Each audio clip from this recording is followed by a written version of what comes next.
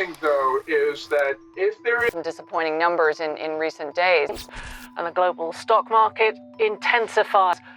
Just a handful of the biggest tech stocks, so ugly is the way to describe it. On parle d'inflation, de bulle de l'intelligence artificielle, ou pourquoi pas même de fin de l'Europe ou de l'écroulement de l'immobilier chinois qui entraîne dans son sillon les banques chinoises. Bref, le monde est au bord de la crise, et pour reprendre les mots du candidat Donald Trump, les USA sont au bord d'une dépression, d'une crise pire que les années 1929. And if I don't win, you're going to have a depression like in 1929. Imaginez bien à quel point c'est anxiogène, à quel point ça fait peur.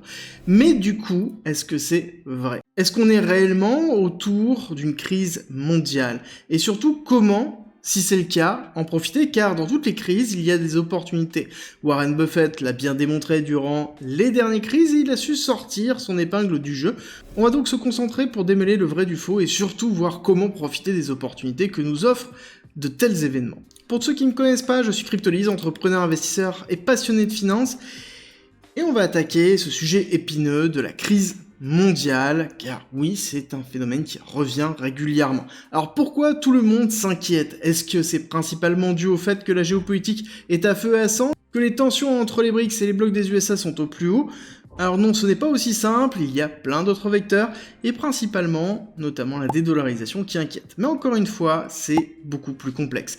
Car oui, ce n'est pas que les USA qui sont ciblés par cette pression économique, mais aussi la Chine qui a revu par exemple plusieurs fois à la baisse ses perspectives de croissance, et qui voit une énorme crise immobilière éclater depuis quelques années.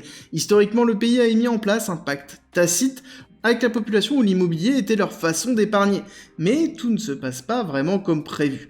À l'origine de cette crise, il y a un emballement du secteur. Durant des décennies, des nouveaux logements en Chine étaient payés avant même leur construction par les propriétaires. En parallèle, les groupes finançaient facilement les nouveaux chantiers à crédit. Alors oui, encore une fois, la dette, l'endettement massif du secteur a toutefois été perçu ces dernières années par le pouvoir en place comme un risque majeur pour l'économie, le système financier de l'empire du milieu. Résultat, Pékin a ainsi durci en 2020 les conditions d'accès au crédit des promoteurs immobiliers, tarissant ainsi les sources de financement du groupe déjà endetté et surendetté, une décision qui a mis en grave difficulté des groupes comme Evergrande, ce géant immobilier évaluant ses dettes à plus de 328 milliards de dollars, s'est retrouvé en défaut de paiement pour la première fois en 2021. Et de là, la cascade a continué entre les géants des promoteurs et les banques qui disparaissent petit à petit. C'est une véritable purge, mais une purge interne. Une purge de dettes et d'un système qui reposait principalement sur celle-ci. Est-ce que c'est suffisant alors pour déterminer que la Chine est en crise économique ? Je ne pense pas, elle est juste en transformation d'un système qui lui a permis d'arriver là où elle en est maintenant, vers une transition autour de son économie locale et de son économie interne, même si la Chine reste encore une fois le premier partenaire économique de plus de 120 pays, donc c'est-à-dire plus de 80% de la planète. Et oui, ça fait quand même beaucoup. Par contre, qu'en est-il des USA? L'Amérique et son dollar américain, qui est la représentation mondiale de la réserve de valeur, en tout cas pour l'instant, et qui est de plus en plus endetté, et ça, c'est une réalité. Les USA vivent à crédit et tout s'emballe, et pourtant, le Nasdaq 100, qui représente les 100 plus grosses sociétés de la tech, affiche des performances indécentes en 2022, 2023, 2024. Alors qu'on crie à la crise, on crie à l'inflation. Idem pour le S&P 500, qui représente les 500 plus grosses sociétés américaines.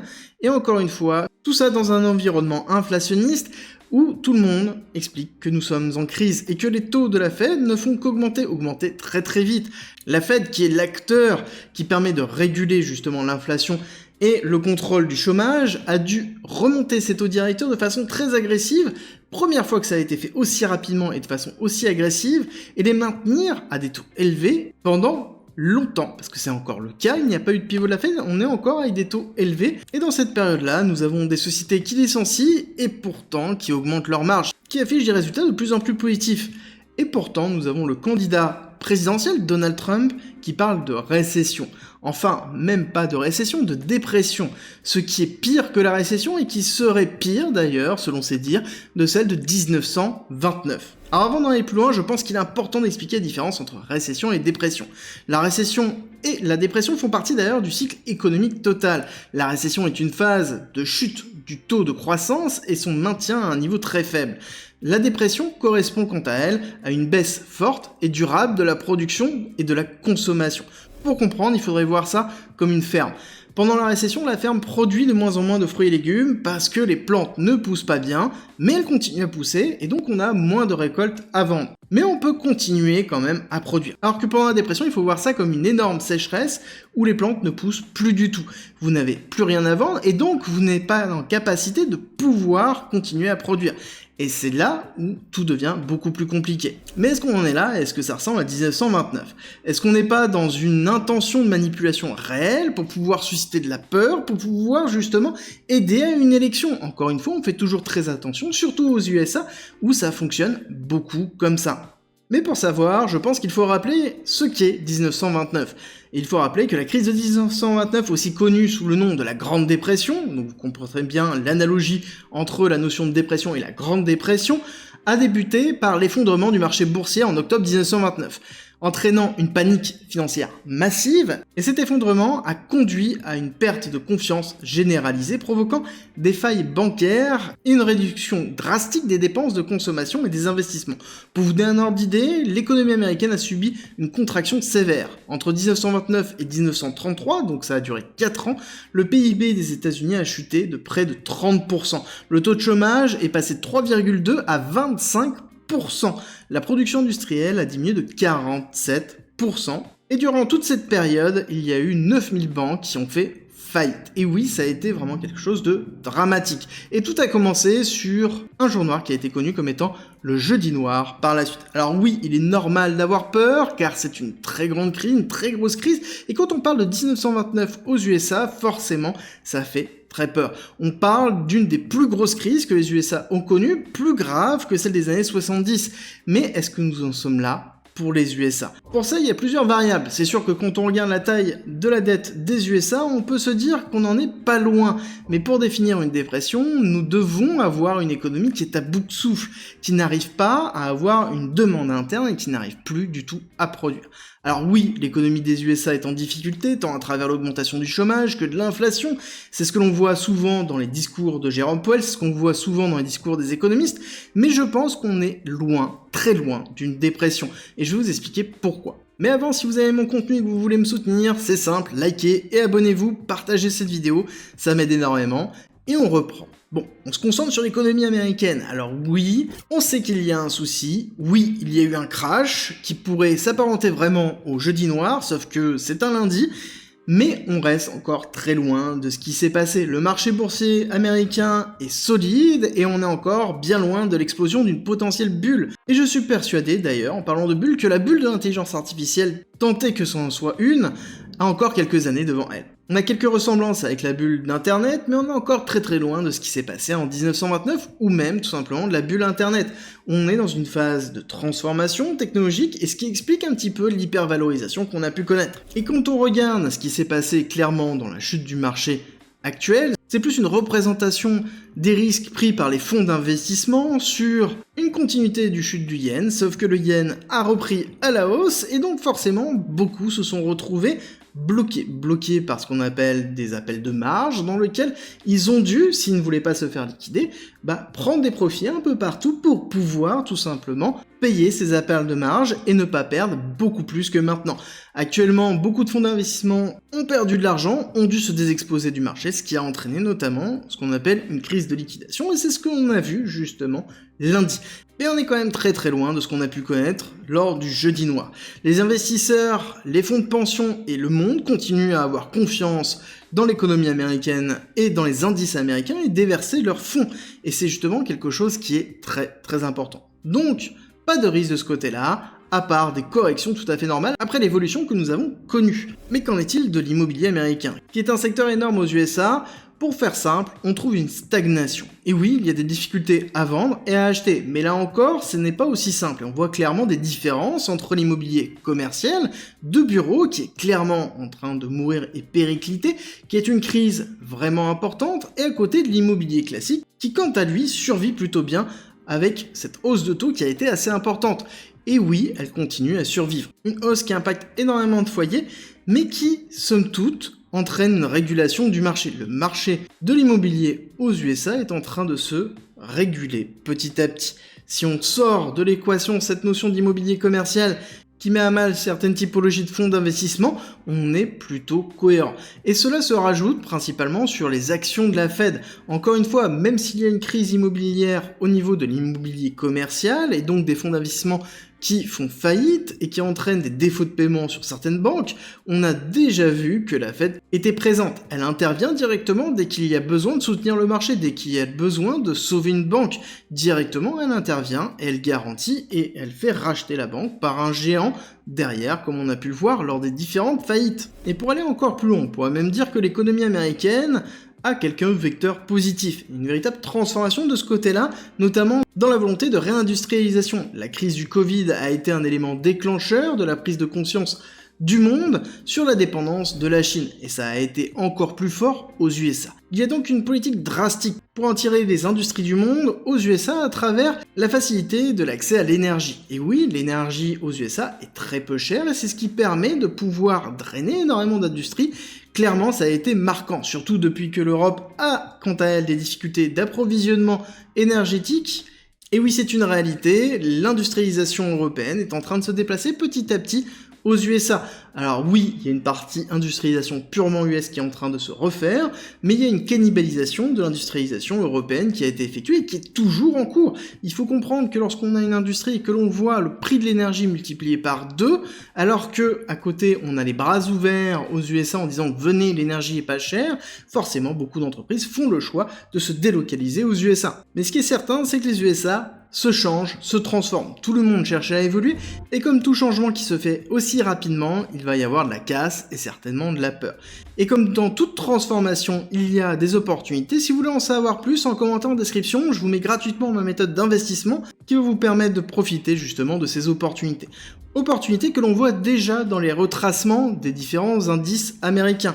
Et oui, ce sont des opportunités qui sont par exemple intéressantes pour pouvoir construire une exposition ou renforcer une exposition. Comme je le rappelle souvent, mais certainement pas assez, il faut acheter la peur.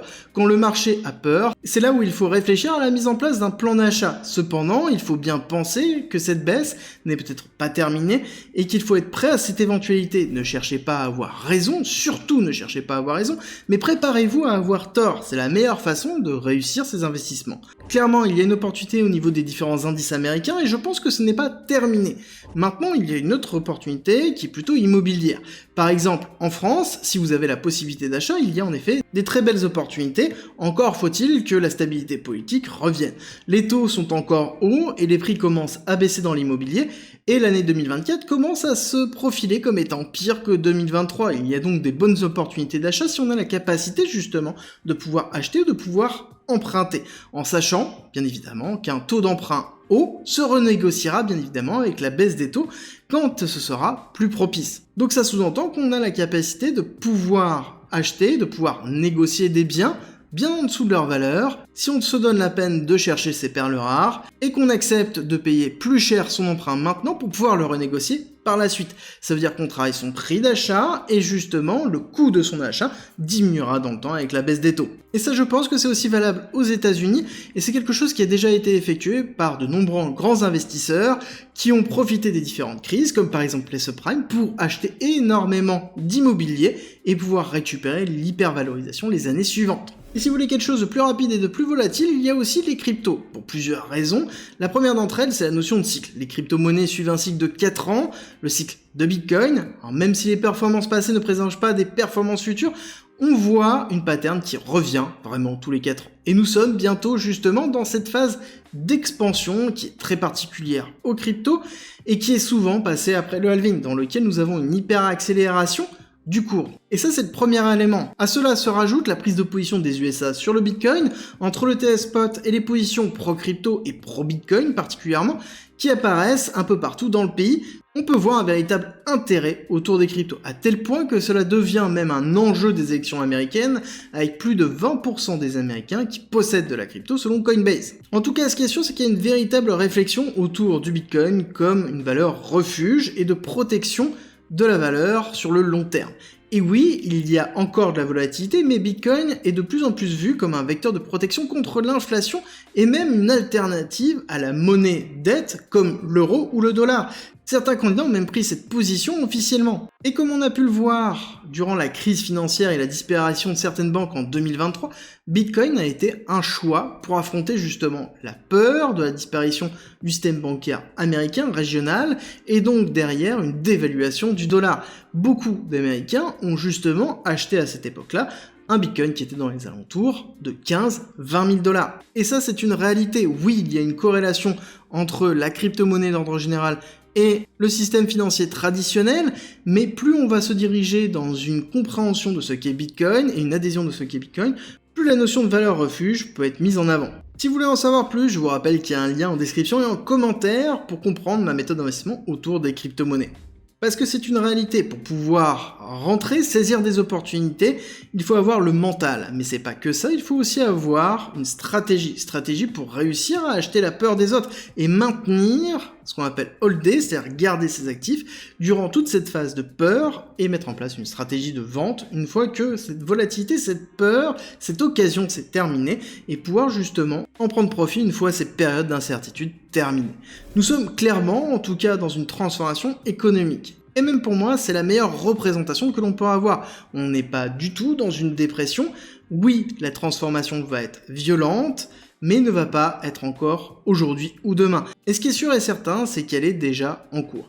La Chine vend à tour de bras sa dette américaine et achète de l'or. Elle transforme son économie en purgeant son ancien système pour transiter vers une économie basée sur la consommation interne, avec une volonté de développer les produits technologiques, comme par exemple la robotisation ou les voitures électriques. Pour les USA, on passe d'un pays exportateur de dettes et de dollars à un pays qui cherche à se réindustrialiser et décide de changer sa façon de fonctionner, en misant aussi encore une fois sur la technologie et l'intelligence artificielle. Donc oui, nous sommes dans une phase de transformation. Est-ce que c'est une dépression? Je ne pense pas. Est-ce qu'on va passer par une phase de récession? C'est possible, mais qui est bien présomptueux pour pouvoir prédire ce qui va réellement se passer? Et encore une fois, ce qui est certain, c'est que le monde est en pleine restructuration tant géopolitique qu'économique. La crise du Covid n'ayant été qu'un phénomène accélérateur de cette métamorphose qui d'ailleurs n'est que le reflet de ce que nous avons déjà vécu par le passé avec des transformations et des ruptures technologiques et industrielles, et qui est signe d'une évolution drastique de notre société. Ça ne sera pas sans casse, mais comme tout, il y aura des opportunités à qui sait affronter la peur et passer à l'action.